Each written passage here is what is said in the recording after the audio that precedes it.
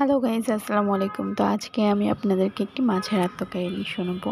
তো এটা নিয়ে চলে আসলাম বাজার থেকে। আমি একটা মাছ নিয়ে আসছিলাম, তারপরে দেখি এটা এখনও জীবিত আছে। তারপরে আমি কিছু পানি দিয়ে ওকে দেখি যে ও নড়ছে। তারপরে আমি মাছটাকে কিছুক্ষণ পরে দেখি সেটা মারা গেছে। তারপরে আমার খুব কষ্ট হচ্ছিল। তারপরে মাছটাকে কাটলাম, খুব মায়ায় পড়ে গিয়েছিলাম মাছটার প্রতি।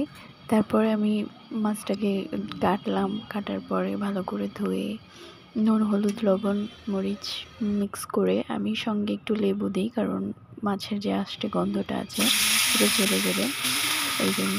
তো ওগুলো দিয়ে খুব ভালো করে মিক্স করে আমি এবার ভেজে নেবো মাছগুলো। বেশ খানিকটা লাল লাল হয়ে গেলে আমি এটা তুলে নেব। মাছটা ভাজা হয়ে গেলে আমি ওই তেলের মধ্যেই পেঁয়াজ দিয়ে হালকা ব্রাউন কালার করে নিলাম। পেঁয়াজটা গোল্ডেন কালার হয়ে গেলে আমি এর মধ্যে সমস্ত মশলাগুলো দিয়ে নিলাম। মশলাগুলো দেওয়ার পরে খুব ভালো করে ওইটাকে কষিয়ে নিলাম। কষানো হয়ে গেলে আমি এর মধ্যে হলুদ লবণ দিয়ে আর একটু ভালো করে কষিয়ে নিলাম। তারপরে আমি আজকে পটল আলু দিয়ে মাছটা রান্না করতে চাইছিলাম।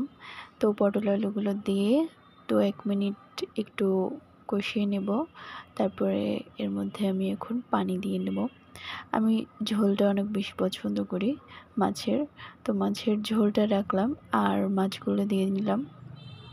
সবগুলো দেওয়ার পরে হালকা একটু ফুটে উঠলে আমি এগুলা এখন নামিয়ে নেব। এবার আমি পরিবেশন করছি কাঁচা লেবু, পেঁয়াজ দিয়ে শুধু মাছের ঝোল দিয়ে এক বাটি ভাত।